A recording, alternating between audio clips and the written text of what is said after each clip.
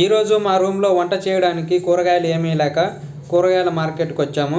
ఇక్కడ రేటు చూసి నేను షాకు. అయినా తినడం తప్పదు కదా అని మాకు తీసుకోవడం తప్పలేదు. మార్కెట్ అంతా అలా ఒక రౌండ్ వేసి ఏమేమి తీసుకోవాలి, ఏమేమి ఉన్నాయి అని చూసాము.